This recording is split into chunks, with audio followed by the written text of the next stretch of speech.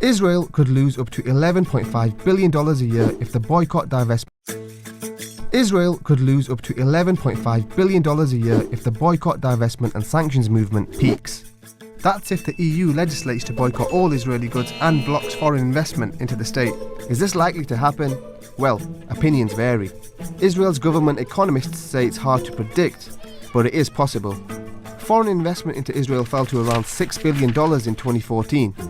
That's the same year they launched a deadly offensive on Gaza that killed 1,462 civilians.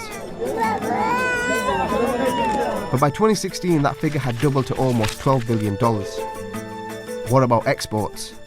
Washington-based Brookings Institute says consumer boycotts won't drastically affect Israel's economy. But data from the World Bank shows Israel's intermediate exports dropped by nearly $8 billion in that same period. Consumer boycotts work with academic and cultural boycotts. If people refuse to work with Israeli academic institutions for their involvement in, let's say, the strategies behind the use of disproportionate force against the Palestinians, or musicians refuse to perform in Israel in solidarity with the people of Gaza and the West Bank, it gets people talking. Lorde, Elvis Costello, Lauryn Hill, they've all refused to play in Israel.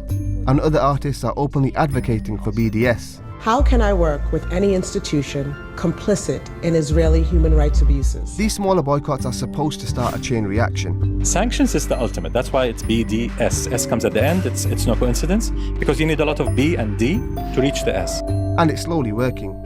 Companies are closing up shop in Israel. Some have been refused lucrative contracts explicitly for their involvement in Israeli occupation projects.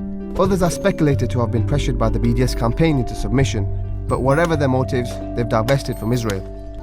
A UN report has also found 206 companies that are linked to illegal settlements. The companies' activities range from banking and telecom to construction and tourism. Their names are being withheld until they've all been contacted.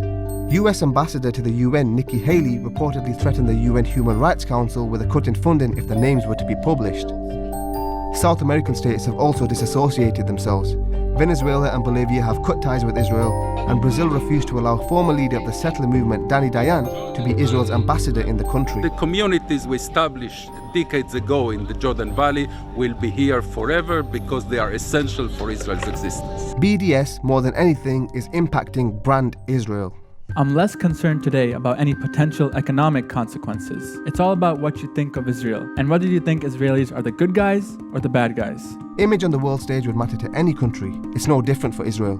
Many prominent Israelis have claimed BDS is anti-Semitic and even a threat to the existence of Israel itself. We're in the midst of an orchestrated global campaign to delegitimize Israel. Mr. Asad Abu Khalil, who he knows very well, is a leader of the BDS movement. He writes, the real aim of BDS is to bring down the state of Israel.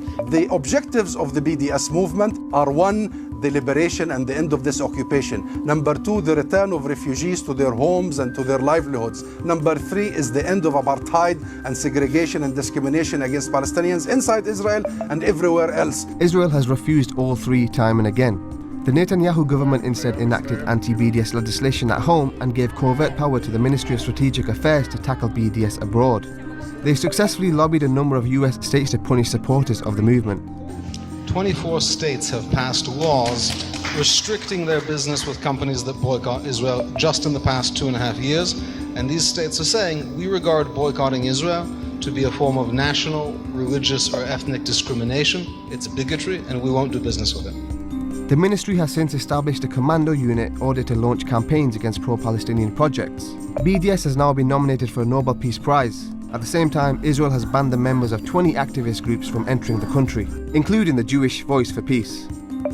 Although Israel's economy has not been crippled by boycotts and divestments, the movement is having a serious